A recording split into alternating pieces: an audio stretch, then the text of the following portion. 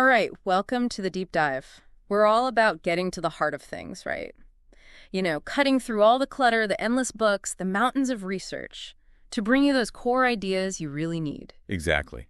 Quickly and clearly. We know you're busy, you want to learn, you want those aha moments, but you don't want to feel like you've just finished a wrestling match with a textbook. No, absolutely not. So today we're doing something, well, I think it has the potential to change how you think about, well, everything. Your life, your career. Your whole approach, yeah. We're diving into Designing Your Life by Bill Burnett and Dave Evans.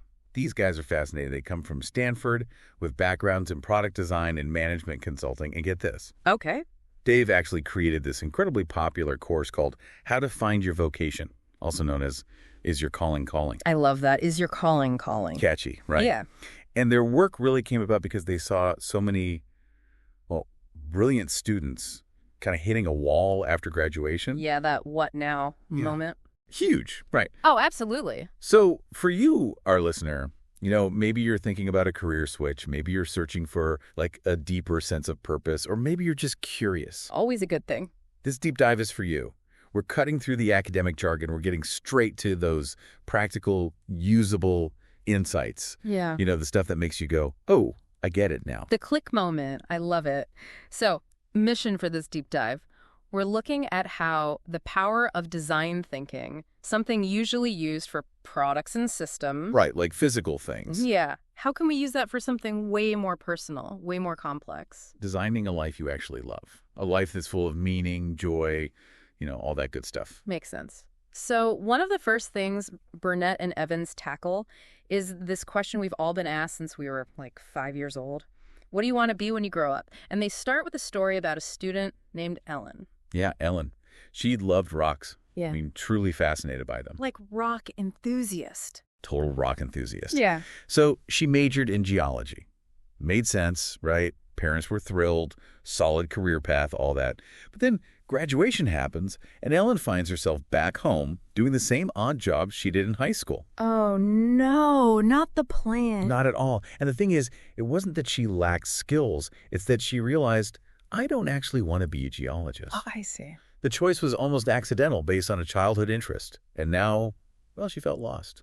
Adrift. Yeah, it's a trap, isn't it? We put so much pressure on young people to figure out this one specific future, and they often have so little real-world experience to base it on. Right, it's like pick your destiny at 18. Exactly.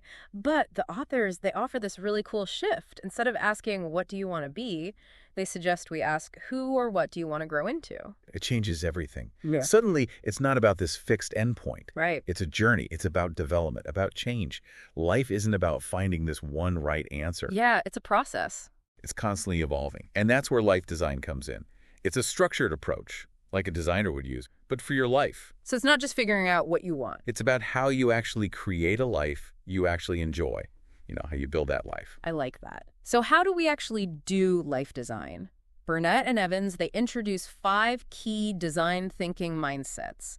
And they found these to be really effective, when you apply them to real life with all its messiness. Yeah, life is messy. So what are these mindsets? Okay, so we have curiosity, bias to action, reframing, awareness, and radical collaboration. Okay, let's break those down. Right, so curiosity, that's like your natural drive to explore, to ask what if. Bias to action, that's about getting your hands dirty, actually trying things out. You can't just think your way to a good life. Right? You got to do stuff. You got to do stuff. Reframing, that's looking at a problem from a different angle, like completely changing how you see it. Okay, I like that. Awareness, that's paying attention to yourself.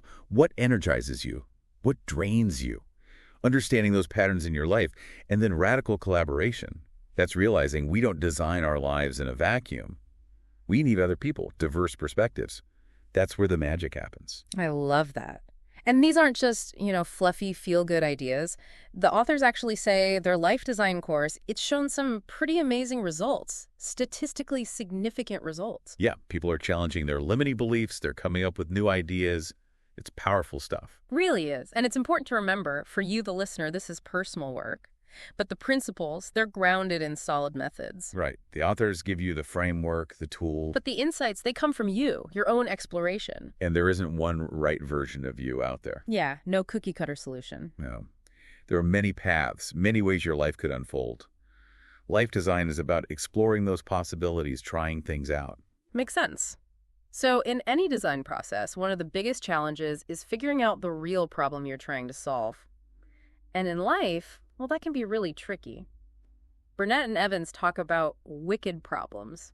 What are those exactly? Wicked problems are those complex issues, kind of tangled, where the root of the problem, it isn't obvious. You could be solving the wrong problem. Exactly. Spending all this energy on a symptom, not the underlying cause. Dave tells this story, very relatable, about starting college as a biology major. Loved Jacques Cousteau as a kid, had a supportive teacher, seemed like a good fit. I can see that. Right. But he quickly realized he didn't like biology. He was struggling. But he was so focused on getting better grades, he missed the bigger picture. Biology just wasn't for him. It's so easy to get fixated on a particular idea of what's wrong, especially when it's tied to our identity or past experiences. Like, this is who I am, or this is what I'm supposed to do. Absolutely. And then the authors introduce another important idea, gravity problems. Okay, gravity problem. These are situations in life that are basically unchangeable. Like, imagine trying to argue with gravity. Good luck with that. Right.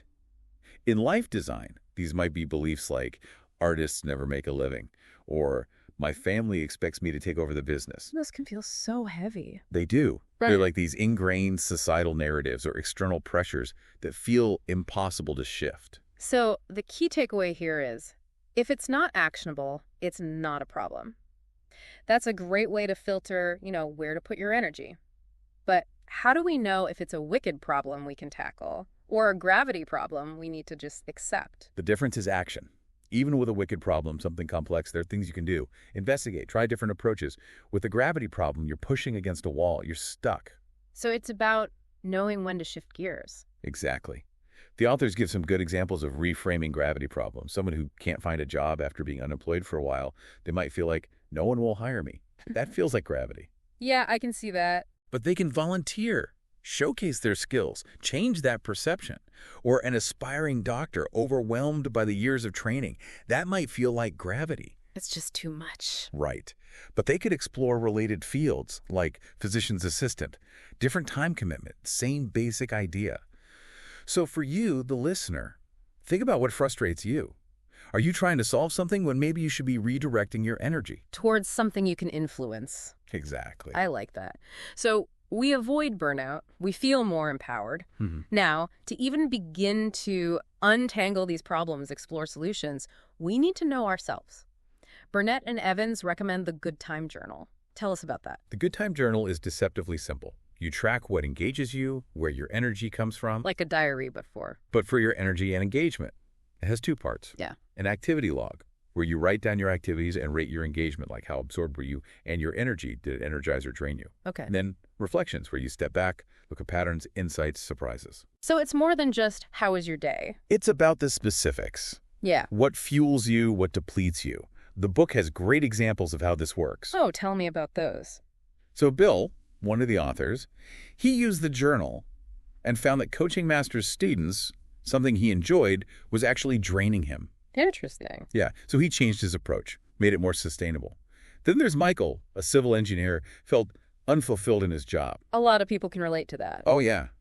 But the journal helped him pinpoint what he did enjoy, the problem solving, the design elements. I see. And he found ways to do more of that within his existing role. So it's not about magically finding your passion. Not necessary. It's about understanding your work, what makes it fulfilling, what aligns with your strengths. It's about those flow moments. Flow. When you're completely absorbed, Yeah. time disappears. You're in your element. The authors call it engagement on steroids. They do. And by tracking your engagement, your energy, you start to see what activities consistently get you there. And like with Michael, even in a job that seems boring, there can be elements that bring joy. When you're using your strengths. Yeah. Okay, so we're building self-awareness with the Good Time Journal. Now, we need to start brainstorming possibilities. Burnett and Evans introduce mind mapping for that. Yes, mind mapping. It's a visual way to generate ideas. Get out of the linear thinking. Exactly. Yeah. It's free association. You start with a central idea, and then you branch out. With words, phrases, concepts, just let your mind go. No judgment. None. The book tells the story of Grant, who hated his job. It was just a source of misery. Oh. But he realized he felt alive when he was outdoors, hiking, playing basketball, anything.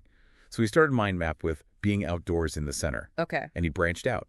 Redwoods, hiking, sunshine, fresh air, teamwork, competition. I can see it, yeah. And then, from those words, he went further. Explorers, national parks, survival skills. Right. And by exploring those connections, he found potential careers, hobbies he'd never even considered, ways to bring the outdoors into his life, even at his car rental job. That's amazing. So the key here is letting go of self-censorship. Let those ideas flow, no matter how weird they seem. The weird ones are often the best ones. And it's quantity over quality, right? Definitely. More ideas, more chances of finding something truly exciting. You never go with your first solution. Never go with the first solution. Got it. Now, even with self-awareness, even with tons of ideas, we can still get stuck, that feeling of there's only one right answer, or we get fixated on a solution that isn't working. It happens all the time. Burnett and Evans call these anchor problems. So what are those? Anchor problems are real tough problems. But we get bogged down because we're clinging to one specific solution. Okay. Dave uses his cluttered garage as an example. He wanted this perfectly organized garage, space for his cars, tools, everything. But it felt overwhelming. I know that feeling. Right. So the key is to reframe, break it down. Instead of instant perfection, maybe just create a functional workbench. Or find storage for your bikes. Small steps. Small steps. The book also talks about Melanie, who was trying to raise $15 million for a social innovation institute. That's a lot of money. It is. And she was fixated on that number. But the university wasn't on board. Oh, no. So she reframed. The money wasn't the core issue. It was her proposed solution. Okay. By brainstorming, they came up with a social innovation-themed dorm. Much more feasible, but still achieved her goals. So getting fixated on one solution, it blinds you to other possibilities. And you said there's a difference between anchor problems and gravity problems. Big difference. Anchor problems, they're tough, but you can take action. Reframe, find solutions. Gravity problems, those are the unchangeable realities. And work around those. Exactly. Okay, so we've explored self-awareness, we've got ideas.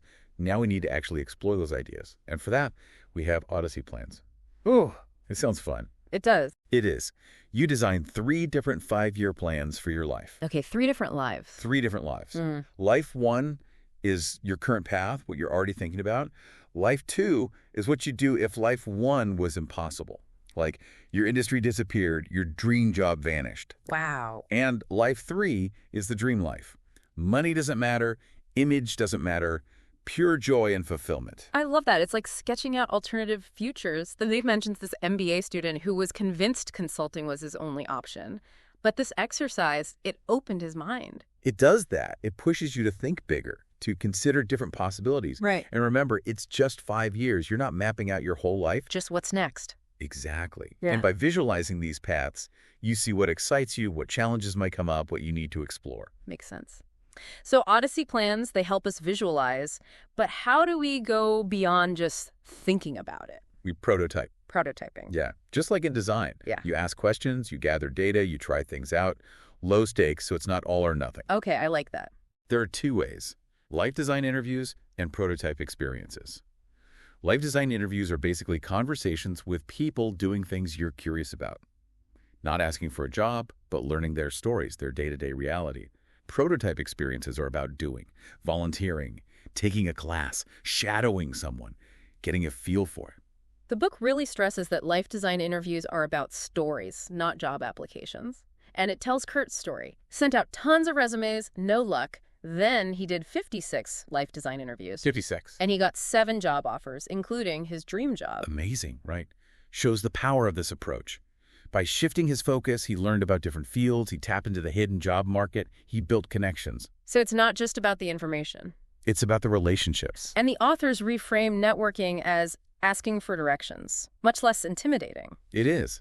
And for prototype experiences, brainstorming with your network can really help. Yeah, find those opportunities. So prototyping is about learning through talking and doing, gathering information, firsthand experience.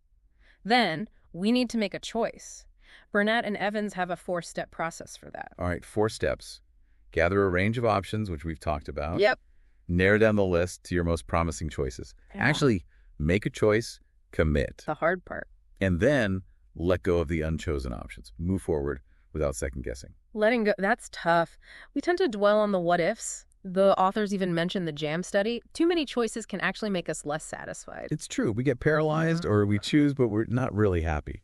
And then there's the pizza Chinese effect. Tell me about that. Sometimes we don't know what we want until an option is gone. Ah, okay. So a simple trick to narrow things down.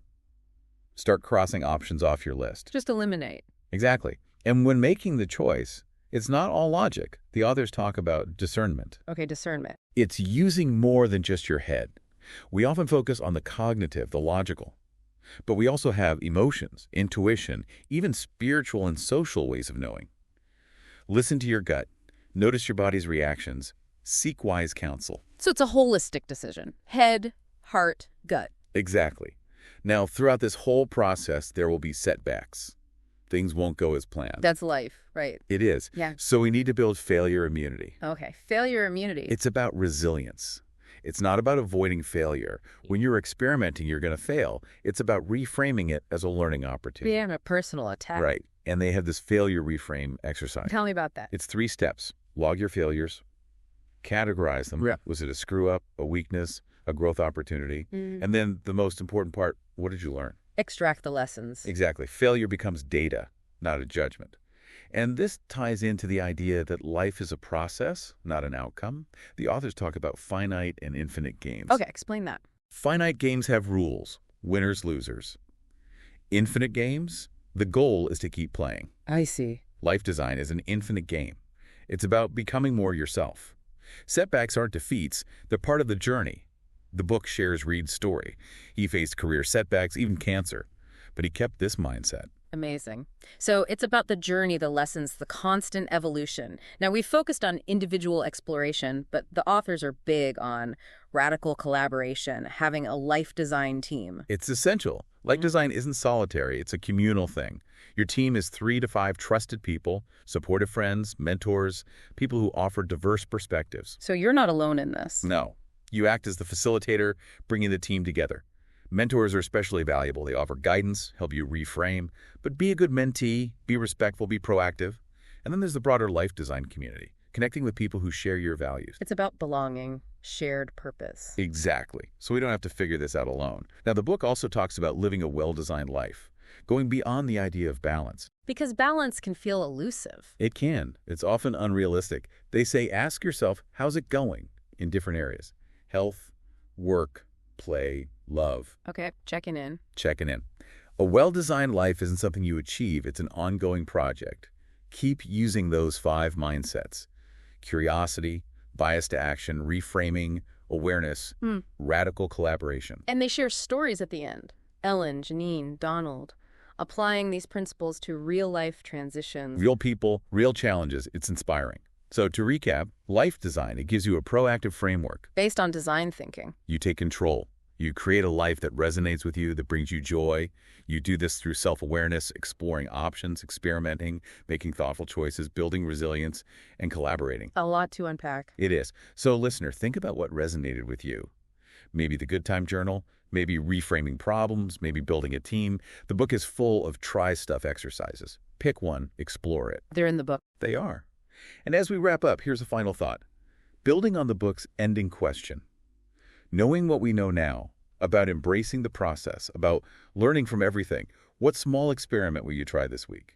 No wrong answers, just opportunities for growth. Great question. Thanks for joining us on this deep dive. We hope it's giving you some valuable insights, a fresh perspective on how to design a life you love.